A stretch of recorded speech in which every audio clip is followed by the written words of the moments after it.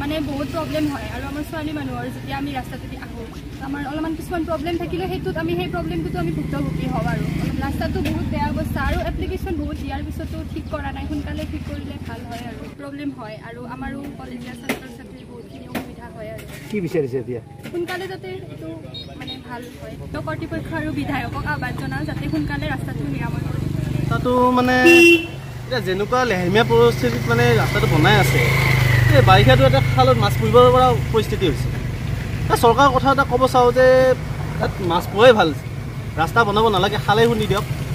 আপোনালোকে এটা মাছেই পোৱক এনেকৈ মানে বছৰ বছৰ ধৰি ইয়াতে পানী হয় বানপানী হয় ৰাস্তাতে আহিব নোৱাৰি বেলেগে ঘূৰি আহিব লাগে এনে কলেজ যাই আছোঁ মই পৰীক্ষা আছে তুমি পঢ়া হয় অসুবিধা মানে আহিব নোৱাৰি আৰু ৰাস্তাত কেতিয়াবা ধৰি লওক ষ্টুডেণ্ট পৰি যায় পৰীক্ষা দিব নোৱাৰে ক্লাছ কৰিব নোৱাৰে মানে পানীটো পানীৰ ওপৰতে কি কম আৰু হয় বিষয়টো চাওক আৰু স্থানখিনি চাওক আপোনালোকে এই স্থান হৈছে ৰঙিয়া মহাবিদ্যালয়ৰ এই পথ আৰু বিষয়টো হৈছে ৰঙিয়া মহাবিদ্যালয় এতিয়া আপোনালোকে এই বস্তুটো লক্ষ্য কৰক ৰঙিয়া মহাবিদ্যালয়ত শিক্ষা ল'বলৈ গ'লে কিখিনি অসুবিধাৰ সন্মুখীন হ'ব লাগে ৰঙিয়া মহাবিদ্যালয় পথ চাওক পথ নহয় পুখুৰী হৈ আছে গতিকে ছাত্ৰ ছাত্ৰীসকল কোন দিশত যাব কোনফালে গতি কৰিব শিক্ষা ল'ব নে আছে এইসমূহৰ লগত যুঁজিব এতিয়া এখন ৮ শাৰীৰ মহাবিদ্যালয়লৈ অহা এটি মুখ্য পথ বুলি ক'লেও ভুল নহ'ব সেই পথটিৰ আজি অৱস্থা এটি পুখুৰী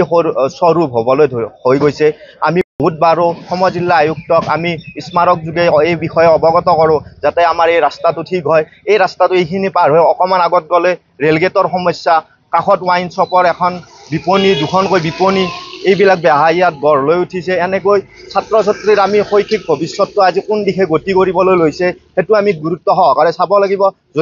যদিহে অতি শীঘ্ৰেই ৰঙিয়া মহাবিদ্যালয়ৰ ওচৰৰ এইবিলাক সমস্যা সমাধান নহয় ছাত্ৰ সন্থাই অনাগত দিনত ইয়াত গণতান্ত্ৰিক আন্দোলন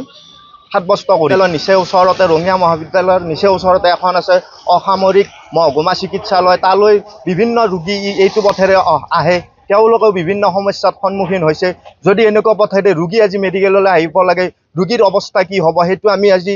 ভাবিব লাগিব আমি সেইটো সমস্যা আমি গুৰুত্বপূৰ্ণভাৱে চাব লাগিব ৰঙিয়া মহাবিদ্যালয়ৰ ছাত্ৰ সমাজৰ এটি প্ৰধান সমস্যা হৈছে ৰঙিয়া হাউচকৰ পৰা ৰঙিয়া মহাবিদ্যালয়লৈ যোৱা তথা ৰঙিয়া অসামৰিক চিকিৎসালয়লৈ যোৱা এই পথটিৰ যি জৰাজীৰ্ণ অৱস্থা দীৰ্ঘদিন ধৰি ৰঙিয়া মহাবিদ্যালয়ৰ ছাত্ৰ সমাজে প্ৰতিবাদ সাব্যস্ত কৰি আহিছে বিভিন্ন ধৰণৰ স্মাৰক পত্ৰৰ যোগেদি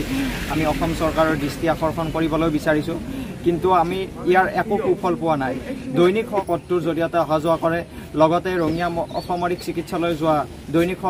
ৰোগীয়েও ইয়াৰ ৰাস্তাটোৰ জৰিয়তে অহা যোৱা কৰে কিন্তু এই ৰাস্তাটোৰ আজি কি অৱস্থা পুখুৰী সদৃশ অৱস্থা দীৰ্ঘদিন ধৰি প্ৰতিবাদ সাব্যস্ত কৰিও আমি একো সুফল পোৱা নাই গতিকে বিভাগীয় কৰ্তৃপক্ষক আমি আহ্বান জনাওঁ দাবী জনাওঁ যাতে অতি শীঘ্ৰে এই পথটোৰ ব্যৱস্থা সুফল কৰি দিয়ে আৰু হয় ইতিমধ্যে গমেই পাই যে ৰঙিয়া মহাবিদ্যালয়লৈ যোৱা এই মুঠ পথটিৰ কেনেকুৱা অৱস্থা আৰু এটা কথা জনাওঁ যে 31 মাৰ্চ 2023 তাৰিখে অসমৰ মাননীয় মুখ্যমন্ত্ৰী মহোদয়ে আমাৰ নতুনকৈ নৱনিৰ্মিত আমাৰ স্নাতকোত্তৰ ৰঙিয়া মহাবিদ্যালয়খন উদ্বোধন কৰিবলৈ আহিছিল তাৰ আগদিনা ৰাতি বিভাগীয় কৰ্তৃপক্ষই একেদিনাই মোমাই গড় বন্ধা দি এই ৰাস্তাটো খুব সুচল ব্যৱস্থা কৰি দিছিলে কিন্তু তাৰ পিছত বিভাগীয় কৰ্তৃপক্ষৰ কোনো কাণসাৰ নাই ৰাস্তাটোৰ অৱস্থা কেনেকুৱা হৈছে কি কথা এনেকুৱা কোনো কাণসাৰ দিয়া আমি দেখা নাপালোঁ গুৰুত্ব প্ৰদান কৰা নাই এতিয়া পুখুৰী সদৃশ পৰিৱেশ এনেকুৱা পৰিৱেশৰ মাজেৰে দৈনিক শ ছাত্ৰ ছাত্ৰী দৈনিক শ ৰোগী ৰঙিয়া অসামৰিক চিকিৎসালয়লৈ যোৱা ৰোগীসকলে যাত্ৰা কৰি থাকিব লগা হৈছে তাৰ বাবে দায়ী কোন হ'ব ইয়াতে কোনোবাই এটা দুৰ্ঘটনা ঘটি গ'লে আজি তাৰ বাবে কোনে দায়িত্ব ল'ব ছাত্ৰ ছাত্ৰীসকলৰ শৈক্ষিক ভৱিষ্যতৰ প্ৰতি কোনে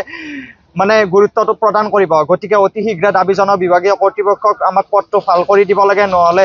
ছাত্ৰ সমাজৰ দ্বাৰা অধিক প্ৰতিবাদী কাৰ্যসূচী আমি ৰূপায়ণ কৰিবলৈ বাধ্য হ'ম